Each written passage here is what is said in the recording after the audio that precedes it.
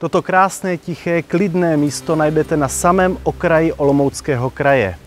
Jmenuje se Kubíčkův lom a za tento tip naší divačce paní Renatě děkujeme.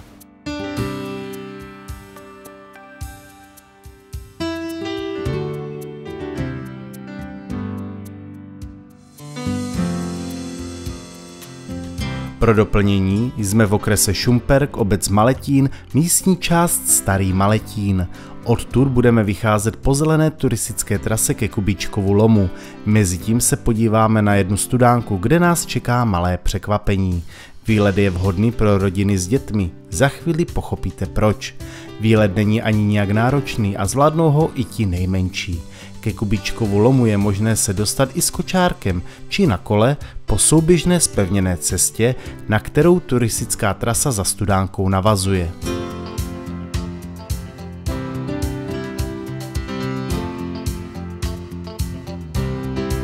Pro malé je tady po cestě přichystaná tato zábava přírodní.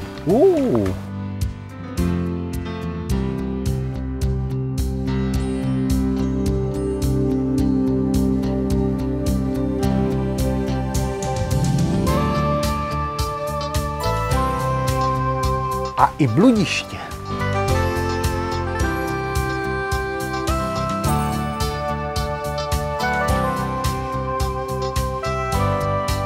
A malá minizóna.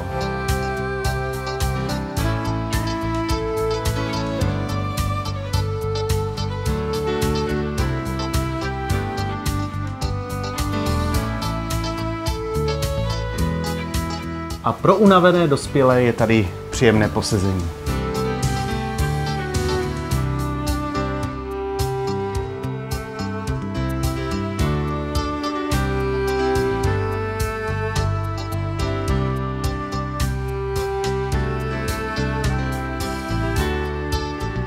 A pro všechny je tu pramen u dvou Janů.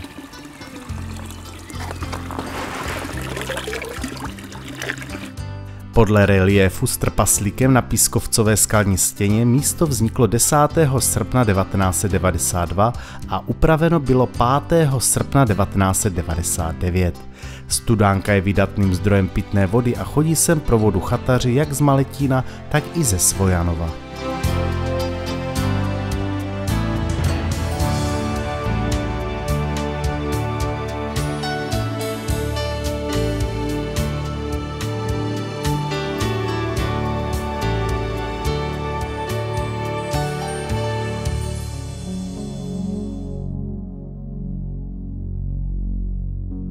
Tak jsme si odpočinuli, vyhráli jsme si, občerstvili jsme se a půjdeme dál.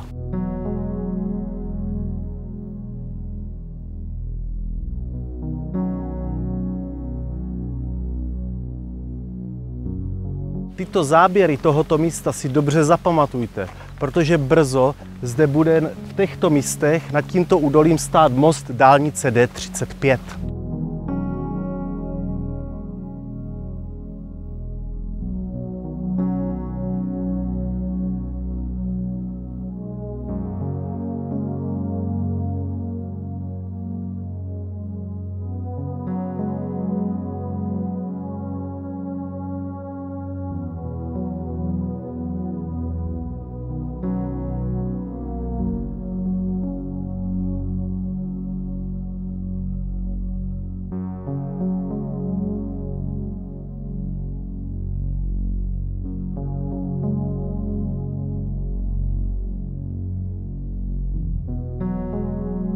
Než se ale půjdeme podívat do lomu, podíváme se ještě na jedno velmi zajímavé místo.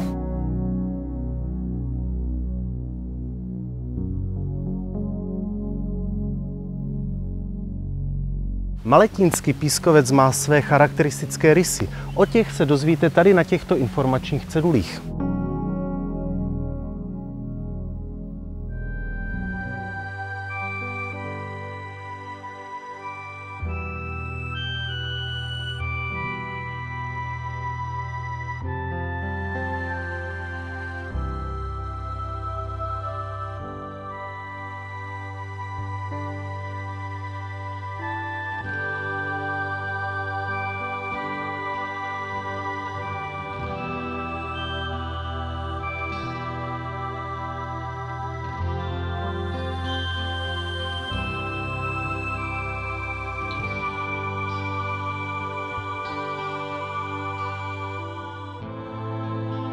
A toto je cíl našeho dnešního výletu, Kubíčkův lom. V lomu se těžil Maletínský pískovec, ze kterého se tesaly nejvýznamnější sochařské památky na Olomoucku, Jižní Moravě či východních Čechách. A není divu, protože Maletínský pískovec je proslulý svojí kvalitou. Místo je také i významným nalezištěm různých skamenělin, což je dnes vyobrazeno v reliéfech v samotném lomu.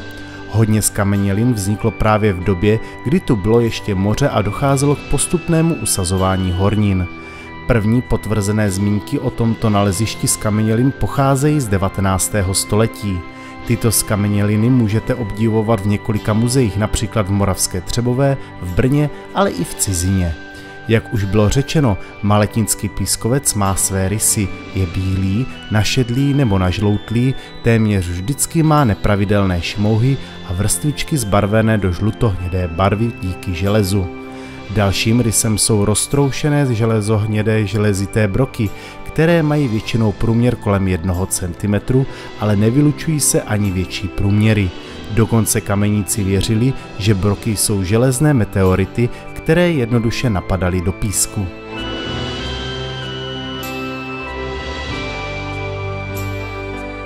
Takže když v okolí uvidíte nějakou pískovcovou sochu, tak si ji pořádně prohlédněte, jestli náhodou nepochází z Maletínského lomu. Dnes už se zde pískovec netěží, místo bylo revitalizováno, zpřístupněno a dnes je jedním z turistických míst Olomouckého kraje. Místo není turisticky exponované, takže je velmi velká šance, že tu budete sami. Takže ti, co touží po romantice a klidu, tak právě toto místo je zrozené pro ně. Jinak Kubíčkův lom je volně přístupný v jakémkoliv ročním období. No a to je z dnešního toulání po České republice vše. Odebírejte nás a zase za týden se uvidíme na dalším výletě. Naschledanou.